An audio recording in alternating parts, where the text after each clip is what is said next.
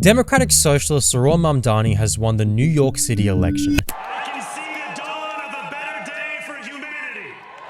The campaign undoubtedly has elevated and emboldened socialism to being a serious political force in American politics. It signifies that we are in the twilight of our current period of capitalism. The paradigm is shifting. What is acceptable political discourse now was career-ruining a decade ago. However, we have been here before. The world has been here before, at numerous points. What we know today as the golden age of capitalism, the post-World War II period, was also tail-ended by ambitious democratic socialists. From May 1968 onwards through the 1970s, there was a renewal of radical politics on an international level. But we usually aren't told that story. We're only taught about the reaction that we know today as neoliberalism. But why did the socialists of the previous generation fail? Is it worth looking back and seeing what might come in the future? Well, to find out, we're going to examine one of the most infamous prime ministers in Australia. Gough Whitlam is remembered across Australia for being a maverick, a rebel, a progressive icon, one who was for being too woke. But this is only half of the story. In telling the rest of it, we may learn why democratic socialism necessarily is a failed political project. Edward Gough Whitlam today has a legacy of standing up to American hegemony as a staunch progressive, but Whitlam wasn't always considered as such. To learn more, we need to go back to the start of Whitlam's political career in the 1950s. During the 50s, the global Cold War was felt here at home, particularly dramatically in Whitlam's political party, the Australian Labor Party. Communism, the evil force that enslaves 1/3 of the world's population, is moving perilously close to Australia. If you vote ALP, you are voting for a party that works with and helps communists. Some in Labour felt that the left-wing factions had too much influence and thereby split from the party. Whitlam was a staunch and committed figure for staying with the party, but that didn't mean that he was a radical firebrand, quite the opposite. Formerly, he was in the Labour right faction. In 1964, Whitlam took a State Department-sponsored trip to the US where he said that Australia could, as a federal system, learn a lot from the American government. Therefore, at that time, Whitlam was considered a middle-class moderate who was keen on reforming the traditionally working-class Labour Party. This reputation came to the fore in 1967, when Whitlam was successfully elected as federal opposition leader of the Australian Labor Party. Editorials were effusive in their praise for Whitlam, the pro-capitalist and a non-doctrinaire moderniser who would rein in left-wing extremists and make the Labor Party once again an electoral force to be reckoned with. Whitlam may have embarked on a less labourist vision for Labour and was hell-bent on pushing the party to the right, which he initially did. Whitlam actually scrapped the party's previous commitment to a complete withdrawal from the Vietnam War. In fact, key to Whitlam's rise within the Labour Party was decreasing the power trade unions had. But perhaps the most brazen example of Whitlam trouncing those to his left in a bid for power was when he forcefully took over the Victorian Labor Party, which at that time was controlled by a united ticket consisting of an explicit socialist faction and the Communist Party. But this was prior to the 1972 election, the surrounding years of which would change everything for Gough Whitlam and the Labor Party. The Whitlam period of opposition was one of radicalisation. Party policy underwent important changes in response to the wider commotion occurring in Australian and world society. The process that occurred during this period resembled, though on a smaller scale, that which took place amid the major industrial upheavals at the end of World War I, which saw the trade unions reassert their independence and control over the political wing of the party.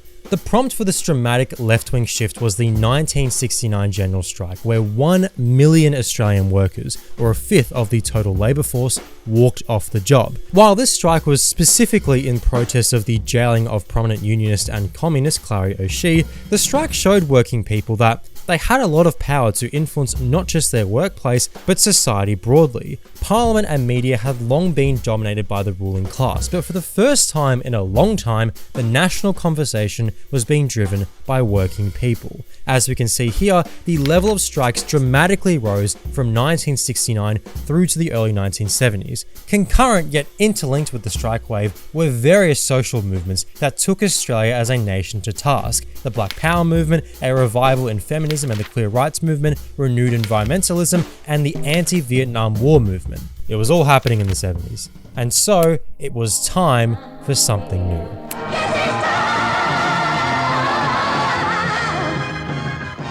Authorised M. Young, Ainslie Avenue, Canberra, for the Australian Labor Party. In the lead up to the 1972 election, senior Labour ministers, regardless of faction, began talking explicitly in terms of class warfare. In fact, the media, which had previously lauded Whitlam for being the pro-capitalist, now condemned him for resorting to a contest between worker and boss and a class war. God forbid.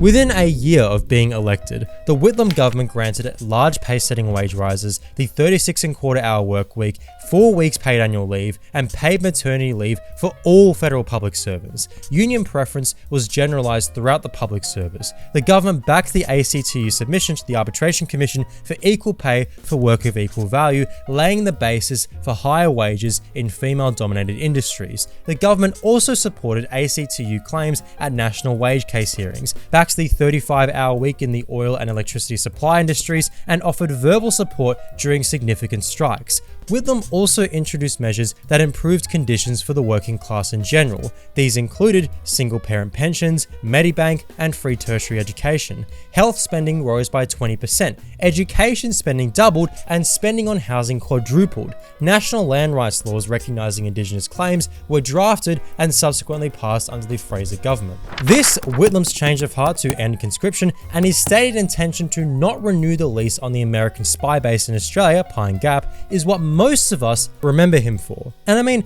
rightly so. Whitlam's achievements showed that when the masses unite together, withdraw their labour from the economy as a bargaining chip, and demand ambitious social and economic change, a lot can happen. But most of what Whitlam is remembered for was isolated in, or can be traced back to, those first few couple of years, 1972, 73, and a bit of 74. However, what isn't discussed is what academic Ashley Lavelle notes to be the most dramatic reversal in economic policy in the shortest possible time. But before we discuss that, we first need to lay a bit of groundwork and understand a fundamental relationship in our economy and our society. To quote Whitlam's Minister for Labour, Clyde Cameron, everyone knows that as between an employer and employee, or as between capital and labour, whichever side is on top will always flex its industrial muscle and use it to the full. What he's saying here is, at the base of our economy, our society, are two classes, worker and owner. These two classes have an antagonistic relationship. The worker wants higher wages and better conditions, but if the worker gets higher wages, the owner gets less profit. As you know, they have to spend more of their revenue on operating the business. Necessarily, because the owner is more powerful, it's their private property, they decide wages, they decide what's made and what's not. This relationship characterizes the entirety of the economy. Chances are, you work a job, you've got a boss. So if we zoom out to the macro level, in order for a political party to govern successfully, to implement reforms, you need a stable economy. You need that relationship to be stable and put in place. And as a government, you need to cooperate with those who control those key industries. But as we mentioned, this can be broken, this can be shaken up. Individual workers have little to no power, but when working people get together and unite into a union, all of a sudden, they have a lot more leverage. See, if one worker kicks up a fuss, well, the boss can just get rid of them. If all of the workers kick up a fuss, well, it's much more difficult. This is called collective bargaining. In the 1960s and 70s, about 50% of workers in Australia were in a union. This meant that, theoretically, half of the economy could be grinded to a halt by working people. As Clyde Cameron says, this position allowed unions to exert their industrial muscle, but also exert political demands as well. All of a sudden, the major players governments had to listen to weren't just the big bosses, but also the unions and the workers they represented. But it does get to a point. this contradiction between worker and owner is unsustainable. The capitalist mode of production, our economy, our society, is predicated upon businesses being profitable, from capital extracting surplus from labor. But if workers are obstructing that profit, realizing that they might not need their ruling class, well, that means the capitalist economy can't run. At that point, it's either revolution, working people take control, or reaction, capital reasserts itself and defeats the working class. This situation is precisely what occurred under the Whitlam government. Inflation peaked at nearly 18%, GDP growth was historically low, and crucially, the rate of profit was in a freefall. In opposition, Whitlam didn't need to consider the big business key holders to the economy. But in order to govern and implement reforms, he needed to consider the interests of capital in order to maintain a stable economy. So in abandoning the labor side, this means the pendulum swings back, reaction takes over, and whoever's governing acts explicitly to recuperate the power and profit of the ruling class. Whitlam began to outright blame working people and their unions for Australia's economic problems, and sided with the ruling class in 1974 and 75. At this point, Whitlam twice sent in the Australian Army to crush striking workers. He had replaced unionist Clyde Cameron with the infamous union basher James McClelland as Minister for Labour. At a 1975 Young Labour event, Whitlam advised that you have to place the blame for inflation on wages. In the same year, Whitlam's economic advisor Barry Hughes describes the following federal ALP conference as a pro-business orgy, where even ideologically committed socialists like former Treasurer Jim Cairns stated that Labour must follow policies generally in the interests of the private sector. In 1975, numerous corporate taxes were shelved, tax deductions for companies and investment increased, the government's Prices Justification Tribunal was told to go easy on exorbitant price increases, instead targeting wage claims, and public services were cut to the bone by $2.5 billion or $20 billion in 2024 dollars. Whitlam's ministry specifically underwent a dramatic change in attitude. By this point, Whitlam's treasurer was his former rival and socialist Jim Cairns. The then chairman of the Sydney Stock Exchange saw Cairns' budgets as disguised socialism and subsequently flew out conservative economist demagogues like Milton Friedman to do talks around Australia denouncing the Whitlam government. Concurrently, there was a rebellion brewing within the Treasury bureaucracy and Reserve Bank, as senior officials were becoming increasingly conservative. This rebellion was led by John Menadue, head of the Department of Prime Minister and Cabinet. Funny enough, today John Menadue makes a living off talking about the Whitlam dismissal, where, in the lead up to he clearly undermines the Treasurer. After an internal campaign waged by conservative bureaucrats, an external campaign waged by conservative economists, and on top of that, a number of publicised scandals, Whitlam replaced much of the left-wingers in his administration, namely Jim Cairns, with the more conservative options, a man called Bill Hayden. Treasury documents from the time reveal that Hayden was obsessed with reducing the budget deficit, which came in the form of cutting services to the bone in 1975. Yes, before John Howard and Paul Keating, it was Gough Whitlam's Bill Hayden who was the figurehead of this new obsession with fiscal deficits. In fact, even on the foreign policy front, Whitlam reneged on the spirit of the anti-war movement. While it was clear that Whitlam was patriotic for a more independent Australia, as his refusal to collaborate with the Americans remained consistent right until his dismissal, Whitlam wasn't above Australia exerting itself as an imperial power. The most dramatic episode of such was the 1974 invasion and subsequent genocide in Timor-Leste by the Indonesian dictator President Suharto, which culminated in the deaths of up to 300,000 Timorese people. Whitlam not only supported the invasion, but his collaboration, quote, crystallized Suharto's thinking on the matter. In other words, Whitlam was an active participant and backer of the Timorese genocide, a genocide motivated by anti-communism and colonial ambition. Suharto himself was a product of US intervention, which in part caused the 1965 Indonesian genocide, which itself was done in the name of anti-communism. All sides of politics selectively choose which parts of Whitlam they like and didn't like. But this side of Whitlam, arguably the most shameful, is buried by all. In its totality, the Whitlam government was ideologically turbulent and reflected the crisis of capitalism which characterized the 1970s.